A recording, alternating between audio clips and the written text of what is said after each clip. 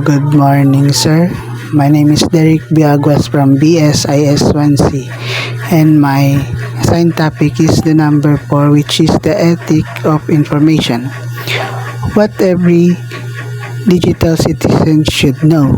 In our increasingly interconnected world, every digital interaction, from browsing a website to sharing a photo, generates data and impacts others.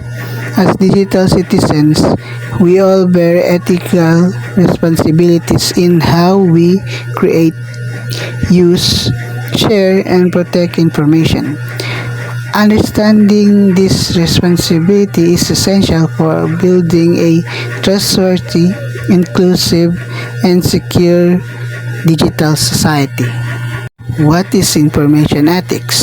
Information ethics refers to the principles that govern the behavior of individuals and organizations in the creation, access, use, and dissemination of information.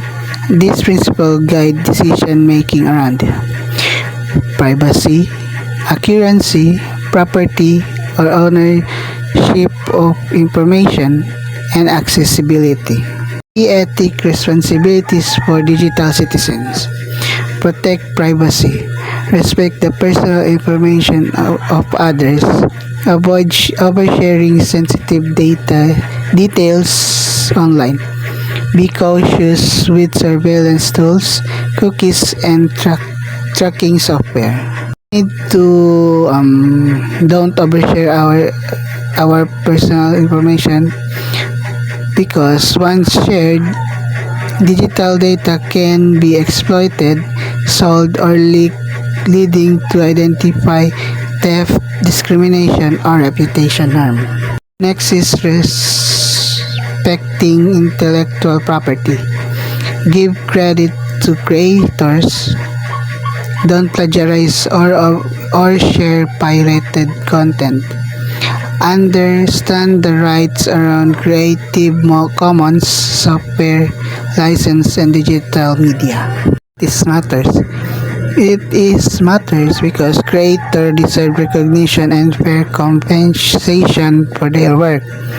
Theft of ideas harms innovation and trust.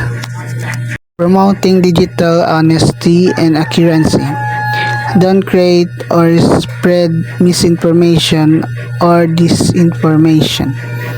Verify sources before sharing news or data. Use digital tools responsibility. Why is it matters? It matters because false information can cause real-world harm, misleading people, influencing elections, or inciting violence. Practicing inclusion and fairness. Ensure digital tools and content are accessible to people of all ability and background. Avoid discriminatory or biased language, algorithms, or interfaces. Why is it matters? It is matter because the internet should be space for everyone regardless of race, gender, income, or ability. Securing information and systems. Use strong password, encryption, and up-to-date software. Report cyber threats or breaches when encountered.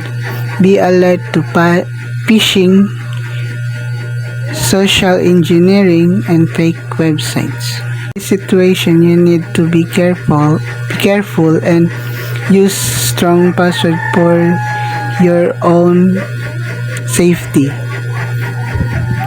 Because cybersecurity isn't just personal, it protects entire communities and organizations. Of social media. Social media amplifies voices but also risks. 1. Spreading hate speech or harassment. Fueling addiction or mental health issues. creating echo chambers or divisive narratives. Ethical use includes respect others' views while avoiding abusive language, reporting harmful content, using platform responsibility. Legal versus ethical. What's the difference? Legal means following the laws, while the ethical means doing what's right even when the law doesn't require it. That's the meaning of that. Example, a company may legally collect user data, but ethically it should inform users clearly and seek consent. What can you do as a digital citizen? So for me is, first, think before you click, share or post. Second, question the source of information. Third, secure your devices and protect your data. Fourth, speak out against digital injustice. Fifth and the final is to respect the digital rights of others. And that's all. Thank you.